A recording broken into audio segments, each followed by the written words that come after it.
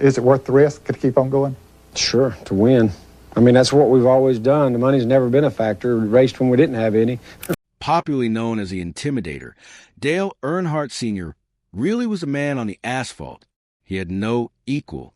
With 76 career wins, he carved his legacy with gold. He was more than just a driver. He was a symbol of grit, fearlessness, and talent. However, Dale Earnhardt passed away in a shocking turn of events. How did this symbol of asphalt royalty pass away, and what were the implications of his death? Join us as we uncover how Dale Earnhardt Sr.'s autopsy report revealed some sad details. The Darkest Nights, February 18, 2001, is to this day regarded as NASCAR's darkest day. It was a day that the sport lost one of its greatest and most respected drivers of all time. Dale Earnhardt, the 7-time NASCAR Cup champion known as the Fearless Intimidator, passed away at the age of 49 after his famous Richard Childress Racing Chevrolet Monte Carlo crashed at Turn 4 on the last lap of the Daytona 500. His own team's cars, driven by good friend Michael Waltrip and his son Dale Earnhardt Jr., finished 1 and 2 on a day that should have been filled with immense joy. He was playing rear gunner to his Dale Earnhardt Incorporated team cars as they raced around the final lap of the race, blocking any late runs from the chasing pack. As the cars tore through turns 3 and 4 on that fateful final lap, Earnhardt maintained the strong-arm tactics that had become the trademark of his persona.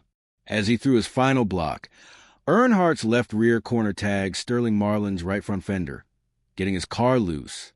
Earnhardt battled for control, his car clipping the apron, which unsettled it still further, and so it began to spin clockwise, moving up the track and across the bows of closely following Rusty Wallace and Ken Schrader. His right rear corner was struck by Schrader's left front, which made prominent the angle of Earnhardt's car before it nosed hard into the unprotected concrete. At first, it appeared to be just a regular NASCAR crash. At the time, the impact at this angle was devastating for the occupant. As his and Schrader's cars spun down the track in unison, Earnhardt's right rear wheel parted company. This was the first indicator of the violence that had shaken through the vehicle. Schrader, the car hit the wall adjacent to Earnhardt's at much the same speed, but at a far shallower angle and was completely unheard. Medical crews were on the scene moments later, but despite their best efforts, there was little to be done but transfer Earnhardt to the ambulance and directly to the nearby Halifax Medical Center, where he was later pronounced dead.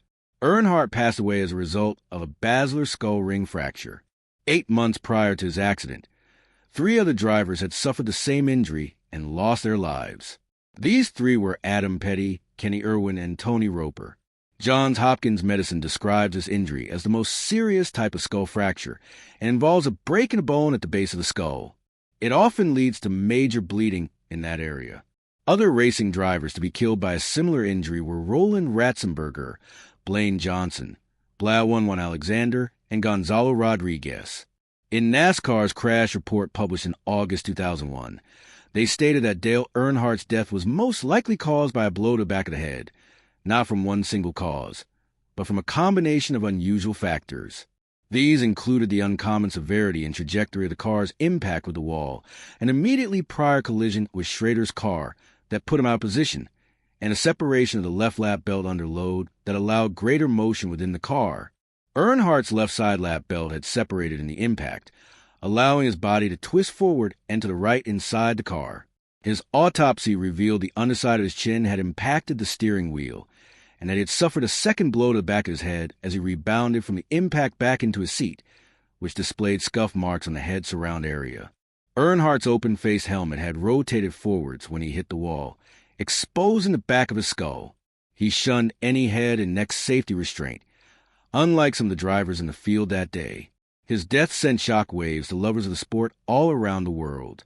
Their beloved Earnhardt was gone forever. As a driver, few could compete with him behind the wheel. However, how did he achieve his legendary status behind the wheel? Who was the man behind the wheel? The brightest dawn, Ralph Dale Earnhardt was born on April 29, 1951, in Kannapolis, North Carolina. His father, Ralph Earnhardt, was a successful race car driver and renowned mechanic. From a young age, Dale had cultivated a love for automobiles. His mother, Martha Earnhardt, also worked as a waitress and clerk at a children's store. Born into a family of 5, his siblings included Kay and Kathy, Randy, and Danny. In the 9th grade, he made a decision to drop out of school, and he went through several jobs while attempting to get his own stock car racing career off the ground. Despite his father not wanting him to follow in his footsteps as a race driver, he eventually had no choice but to support his son. But unfortunately, Ralph never saw his son race at the pinnacle of the sport and died of a heart attack in 1973 at the age of 45. 2 years later, in May 1975, Dale made his debut and finished 22nd in the World 600 at Charlotte Motor Speedway, kicking off an illustrious career behind the wheel. He eventually caught the attention of Rod Osterlund, a racing sponsor based in California, and the driver was signed to his first full-time Winston Cup contract for the 1979 season. That year, he racked up his first win on the National Association for Stock Car Auto Racing NASCAR circuit at the Southeastern 500 in Bristol, Tennessee. By the end of the racing season, he had become the first driver to win over $200,000 in his rookie year. He was rewarded with NASCAR's prestigious Rookie of the Year honors. The next year proved to be even better for Earnhardt as he won his first NASCAR season points championship, or Winston Cup championship, barely edging out the veteran driver Cale Yarborough to do so. With the win, he became the first driver to win Rookie of the Year and the points championship in back-to-back seasons. Not long after, Osterlund sold his team to J.D. Stacy. In 1981, Earnhardt signed on to race for driver-turned-owner Richard Childress. He spent the next 2 years with Bud Moore's team, but he reunited with Childress after the 1983 season, and his career took off. After winning 4 races in 1985, he recorded 5 wins and a second Winston Cup championship in 1986.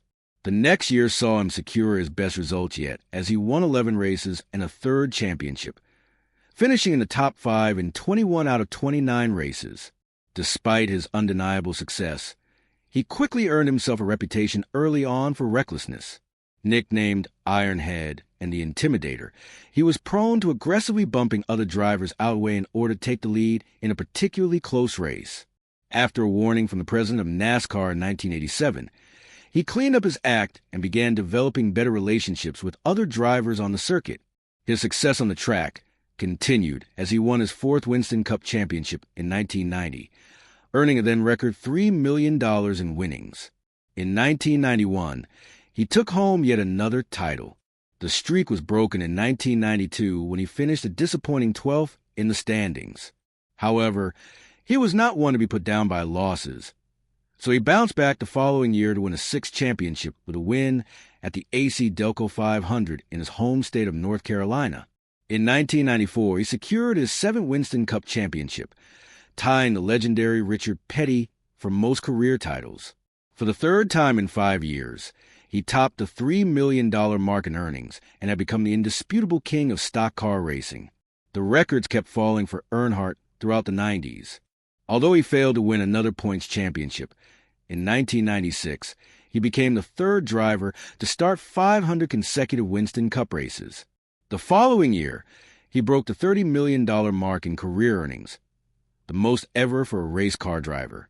The only major victory that had eluded Earnhardt up until that point was a crown jewel of stock car racing, the Daytona 500, held in Daytona, Florida. Although he had come close several times, his bid for victory was often derailed by mechanical failure, crashes, or some other bad luck. Earnhardt also survived a harrowing crash at the event in 1997, only to return in fine form in February 1998 when he won his first Daytona in 20 career starts, breaking a winless streak of 59 straight races. He finished 8th in points that season, with no more wins, and went on to place 7th in 1999 with 3 race victories. Earnhardt left behind a robust legacy in the sport, one that might never be matched again. However, his biggest legacy might be the one brought about by his death, changing the landscape of NASCAR forever. How did he do that in death? A hero's legacy. Quiet after a bad NASCAR wreck is unnerving, terrifying even if it lasts too long. The roar of the engines faded as cars rolled to a stop. Officials in the scoring tower, spotters on a roof, and writers in the press box watched the damaged car, hoping, praying that the driver's side window net comes down. In living rooms across America, fans lean toward the TV, eyes glued to the net too. The world goes silent, or seems to at least, as Austin Dillon's car flew down the front stretch in 2015 at Daytona in one of the most frightening wrecks in NASCAR history. All he could hear were his own thoughts telling himself that he was okay. The fact he was indeed fine was nothing short of stunning, considering his car flew over 2 lanes of traffic, slammed into the catch fence, and came to a stop on its hood. It was so terrifying that crew members from other teams ran out to the key car to see if he was okay. Auto Week put a photo of his ripped-to-pieces car on the cover with the headline, "How did Austin Dillon survive this?" The same question came up after Ryan Newman's horrific wreck at the end of the Daytona 500. One reason they both survived was that over 2 decades ago, Dale Earnhardt didn't. Today, Steve O'Donnell is NASCAR's executive president. In 2001, he worked in NASCAR's marketing department. He was in victory lane after the Daytona 500 that year as Michael Waltrip celebrated the first Cup Series win of his career. As confetti flitted onto crewmen's shoulders and champagne soaked their hair, O'Donnell saw driver Kenny Schrader come into victory lane. Schrader, a talkative man with dancing eyes and a quick wit, looked stricken. He had been involved in a last-lap wreck with Dale Earnhardt. After Schrader's car stopped, he climbed out, walked over to Earnhardt's car, looked in the driver's side window, and immediately waved for help. It would be years before he said so publicly, but he knew right away what the world would learn in a few hours. Earnhardt, the 7-time champion, was dead. Earnhardt's death was the 4th in less than a year across NASCAR's 3 national series.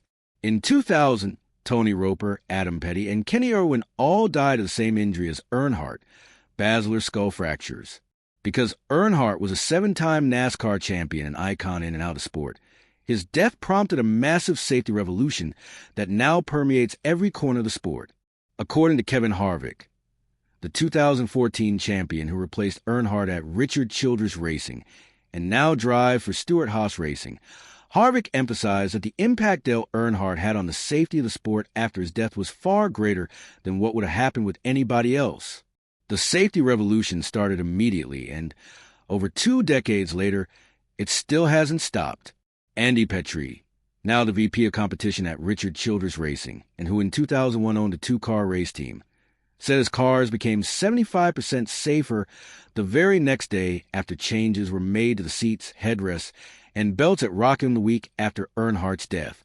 For years to come, safety became a hotly debated topic. What should be done? How should it be done? When should it be done? Before Earnhardt's death, some in the sport were reluctant to seek or listen to outside advice on safety. Afterward, NASCAR began working with a variety of organizations on safety issues. Richard Childress noted that he believed it was the right thing to do to get outside opinions and have other people look at the whole situation. Although he believes that, as terrible as it was, and despite the fact that they would never get over losing Dale Earnhardt, there was a lot that came out of it in terms of safety moving forward. The NASCAR Research and Development Center opened in suburban Charlotte in 2002, and the work done there has led the industry through a series of changes unprecedented in both scope and effectiveness. In the over 2 decades since Earnhardt died, nobody else has died in one of NASCAR's top 3 series, Cup Xfinity and Camping World Trucks. That's the legacy that Dale leaves, says Petrie, a former Earnhardt crew chief, friend, and business partner. In 2002, tracks began replacing concrete walls with energy-absorbing safer steel and foam energy reduction barriers. This upgrade was completed at all ovals by 2005 and is considered the most important development other than the Hans device. A year later, the free pass rule was implemented. It froze the field the instant a caution came out, eliminating the previous practice of racing back to the start/finish line. The first driver a lap down is now given his or her lap back. By 2007, NASCAR required drivers to use a 6-point harness system. Once common sternum injuries virtually disappeared. Today, NASCAR requires at least a 7-point system and recommends a 9-point system, with each belt designed to catch the driver in a different kind of collision. That same year, the driver's seat was moved toward the center of the car and energy-absorbing material was added to the driver's side door panel. The courage to race was once inextricably linked to the danger of it. To bristle at the danger was seen as a lack of courage. That attitude has been almost completely swept away in the 2 decades since. The danger of racing is still a large part of its appeal, but nobody scoffs at attempts to make the sport safer anymore. The change in culture and the advancements in safety happen together, though not necessarily at the same speed or at the same time. It happened in fits and starts, as new advances were introduced, debated, and eventually adopted. Generally speaking, the safety changes came first and the shift in culture followed. For example, some drivers initially resisted the mandate to wear the Hans device, either because they didn't like wearing it, didn't believe it made a difference, or both. But today, nobody would go near a car without one. The free pass rule is another good example. At the time of its implementation, some drivers and fans criticized it as hokey and unnecessary, not real racing. But now it seems archaic that any sanctioning body will allow drivers to race in the seconds immediately after a caution flag is thrown. The change in culture now permeates the entire sport. Drivers and executives talk about fear, danger, and safety in ways they never did a decade ago. Whereas early on in the revolution, safety innovations ran ahead of the culture. Today, the culture of safety drives innovation in pursuit of it. NASCAR has even experimented with putting load sensors in seat belts to gather real data in the case of hard hits. However, this effort remains limited to lab environments due to the problematic weight of sensors inside race cars, where every ounce matters. Under a pilot program through Wake Forest University, NASCAR has also sought ways to use mouthpieces with embedded sensors. This is nothing short of remarkable. The sensor is contained within the driver's body, a level of data never before available.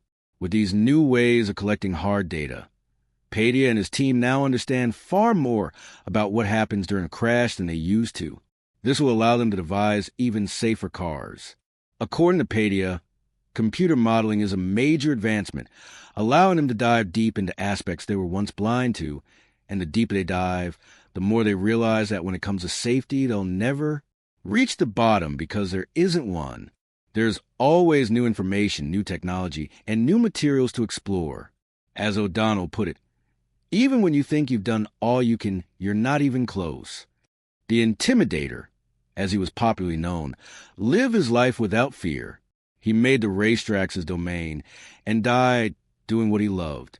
His legacy, both as a driver and through the impact of his passing, has been etched into the annals of car racing forever, a legacy written in gold. What do you make of the tragic circumstances of Dale Earnhardt's death, and what impact do you think he had on the sport that claimed his life? Share your thoughts with us in the comments section.